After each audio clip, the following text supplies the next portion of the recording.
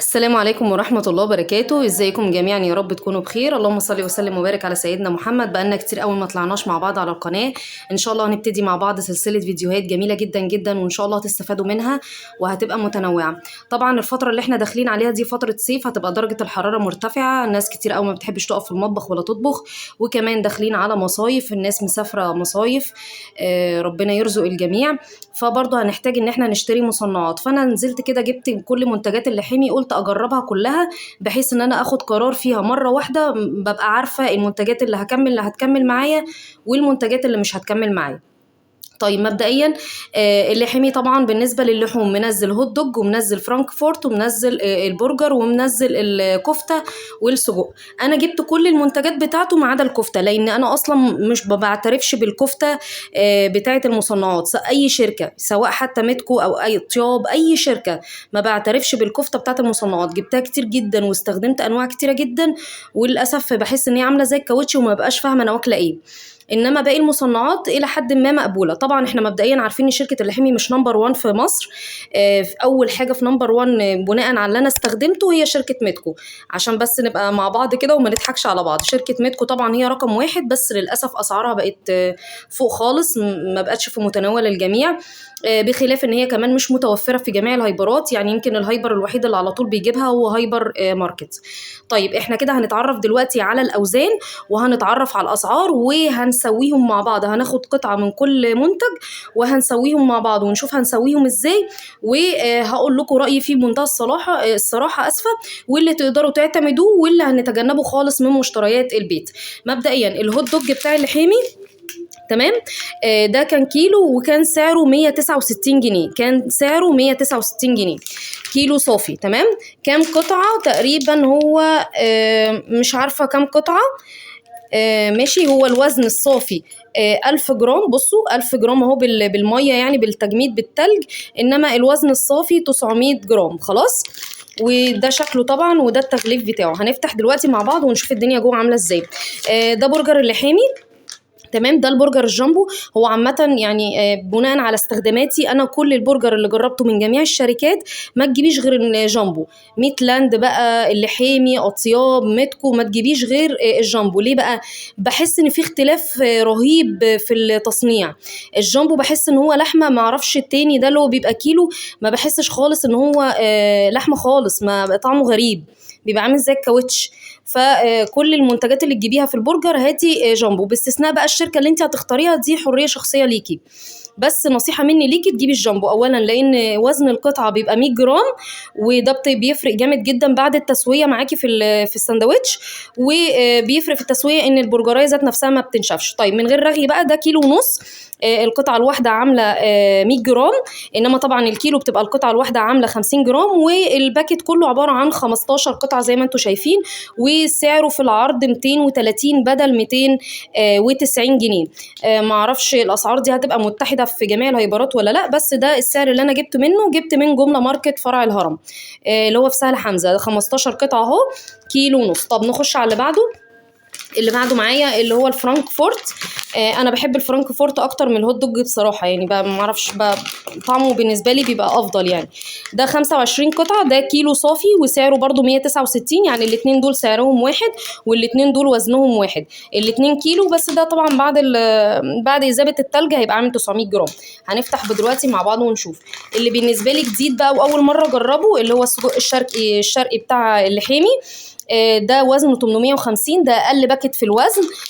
وسعره برضو 169 جنيه. يعني الثلاثه دول سعر واحد 169 جنيه، وكلهم برضو موجودين في العرض.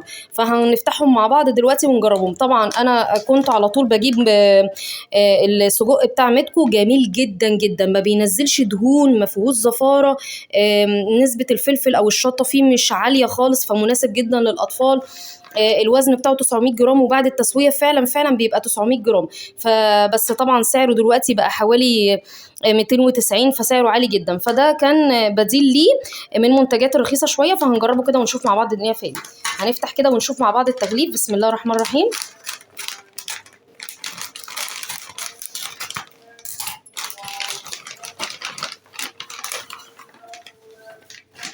طبعا هو التغليف مش احسن حاجه، طبعا ميتكو بيبقى حاطه في طبق بلاستيك مخصص للحوم اللي هو الاطباق السوداء. طبعا بصوا الطبق هنا مدغدغ كده ومكسر، وده نتيجه بقى مش عيب في الشركه بصراحه عشان ما نظلمهمش، ده بيبقى عيب في النقل بقى والتغليف والتوزيع وكده. تمام. ده شكل السجق اهو، هقرب لكم بس الكاميرا كده منه. ده شكل السجق من جوه، ورقه عبيطه ملهاش اي 30 لازمه. ماشي. ده السجق اهو من جوه، بصوا اهو من جوه عامل كده. تمام. ده اللون بتاعه، اللون بتاعه مش محمر قوي، يعني مدي على كشمير شويه. هنشوفه دلوقتي اخباره ايه في التسويه. طيب خلاص بقى انا شلت كده السجق اهو، خلاص شيلته في الطبق فوق كده لحد ما نشوف بقيه المنتجات.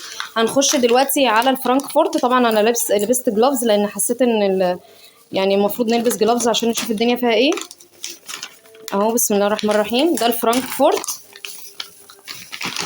شكله من جوه اهو زي ما انتم شايفين. يعني هي القطعه رفيعه شويه عن بقيه المنتجات، رفيعه، اللون زي بقيه المنتجات مفيش اختلاف يعني. الريحه كويسه، مش حاسه ان فيها شطه يعني. هنجرب دلوقتي برضو الطعم ونشوفه. الباكت من جوه طبعا اهو. التغليف بالنسبه لي مش احسن حاجه بصراحه. طيب هنركنه على جنب بقى الفرانكفورت ونشوف الهوت دوج. الهوت دوج اخباره ايه؟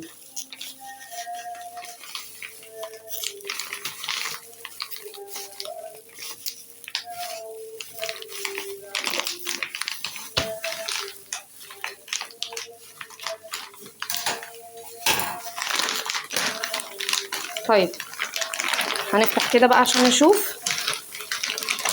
تمام اهو. ده من جوه الفرانكفورت برضو نفس اللون بقيه المنتجات الشركات التانية مفهوش اختلاف. الحجم كويس، السمك بتاعه معقول كويس مظبوط، الريحه بتاعته كويسه بس مختلفه طبعا عن بقيه الشركات. طب هنجرب برضو ونشوف الدنيا فيها ايه. برضو زي ما انا قلت لكم التغليف مش احسن حاجه. بصوا ده شكلهم كده من جوه. نيجي بقى للبرجر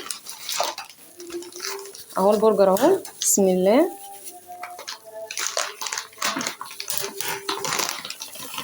مش محتاجين بقى ان احنا نفتح الباكت كله، هنشوف قطعه قطعه. التغليف كويس، حاطط كل قطعه في كيس خاص بيها، مفيش مشكله. ميتلاند بقى، الميزه في ميتلاند ان بيبقى الكيس ده مش عامل، بصوا الكيس ده مشمع شويه. في ميتلاند الجامبو بيبقى الكيس سلوفان زي الكيس اللي انا لابساه ده كده، وبيتفتح مقفول زي البسكوته. انما بصوا ده مفتوح ازاي. انا بهتم جدا بالتغليف. التغليف يعني بيوريني الشركه كويسه ولا لا. طبعا هو متلزق شويه لانه بدا يسيح على ما ابتديت تصوير، بدا يفك شويه.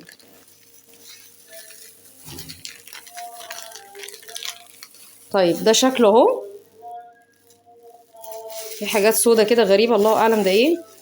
اهي شايفين في حاجات سودا اهي، ممكن يكون فلفل هيبان بقى في الطعم. في حاجات خضرا اهي، هنشوف. طيب بالنسبه للحجم زي ما انا قلت لكم 100 جرام مفيش مشكله، بس انا مش عارفه ليه حاسه ان السمك بتاع البرجر نفسه خيبان كده.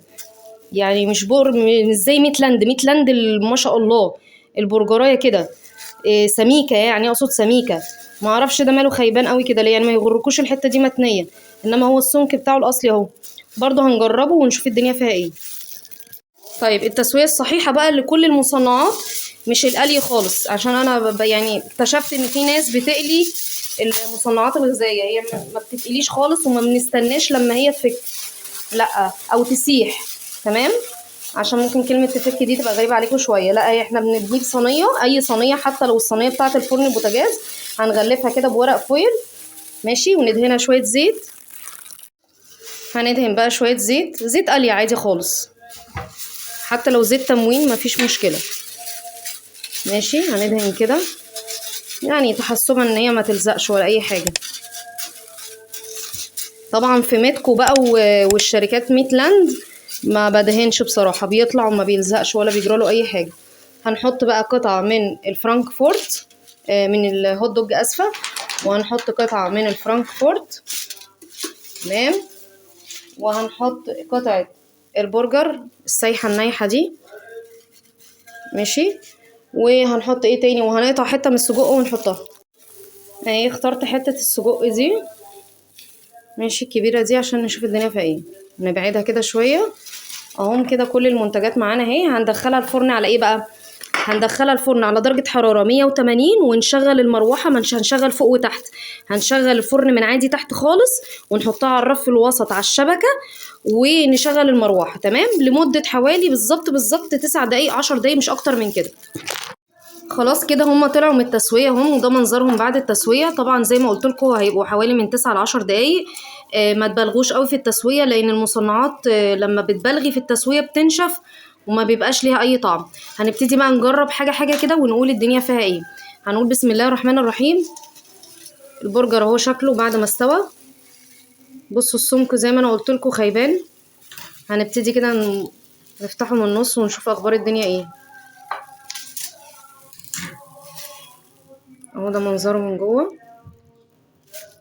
ماشي. هنقطع كده حتت بس الاول كده تبقى جاهزه للاكل عشان ايه ادوقهم معاكم واقول لكم الدنيا فيها ايه. دي هاكلها هي اجربها. وده السجق اهو منظره. متفائله انا بالسجق ده مش عارفه ليه. ماشي ادي كده حته برضو هجربها واوريكم من جوه منظره عامل ازاي اهي. منظره من جوه جوسي. طبعا زي ما قلت لك اهم حاجه التسويه ما تبالغيش فيها. وده الهوت دوج اهو من جوه كويس الى حد ما نشفش قوي بس مش عارفه ليه حاسه جامد برضو. لا جامد ناشف شويه. طيب هنشوف بقى الفرانكفورت. لا مش ناشف قوي زي الهوت دوج. هندوق بقى دلوقتي ونقول بسم الله كده ونشوف اخبار الدنيا ايه. طيب ده كده السجق اهو. هبتدي بقى ادوق معاكم كده واشوف اخبار الدنيا ايه. بسم الله الرحمن الرحيم.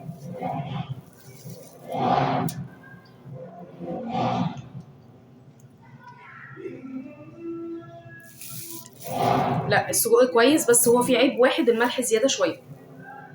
يعني لا التتبيله حلوه ما فيهوش شطه. جوسي من جوه. التتبيله جميله قوي قوي تكاد تكون قريبه من ميتكو بس هو الملح فيه زياده شويه. تمام. هبتدي بقى اخد البرجر كده ونشوف اخبار الدنيا ايه. اهو البرجر اللي احنا قطعناه سوا.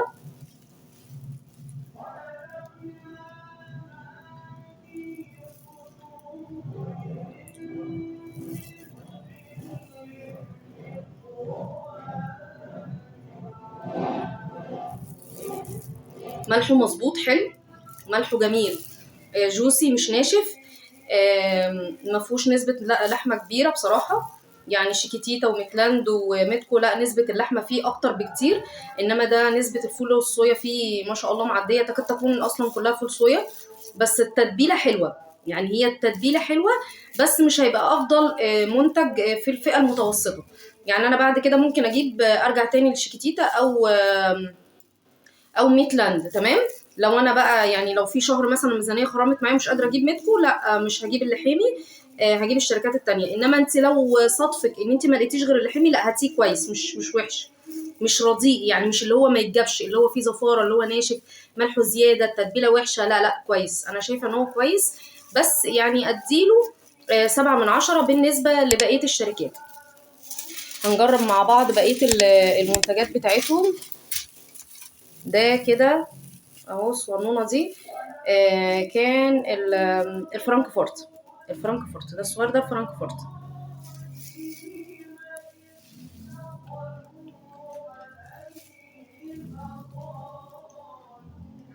وحش جدا. وحش خالص ايه ده. وحش قوي قوي. طعمه فيه زفاره مش حلو. لا الفرانكفورت وحش خالص. استغفر الله العظيم يا رب. فاضل الهوت دوج. اخر حاجه الهوت دوج. بسم الله.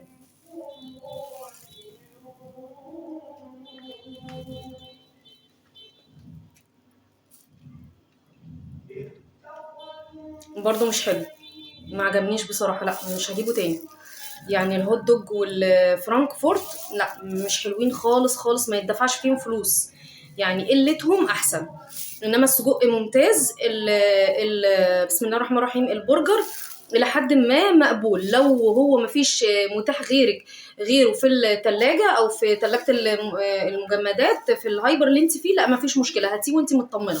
انما بالنسبه للهوت دوج والفرانكفورت وحشين جدا جدا، طعمهم وحش، يعني طعمهم غير مقبول، حتى لو اتحط عليها كابوتشي، طماطم، مايونيز، كاتشب، لا يعني لو امانه ما انصحش بيه. انا ما بشهرش بيهم والله، بس انا ده رايي. انا بحب المصنعات جدا، لان اولادي بيحبوها، فانا يعني عارفه كل الاطعم بتاعه الشركات التانية. انا ما رشحش خالص الفرانكفورت ولا الهوت دوج، انما السجق ممتاز ممتاز جميل جدا جدا، عجبني بصراحه.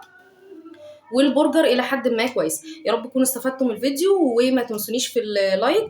والسلام عليكم ورحمه الله وبركاته.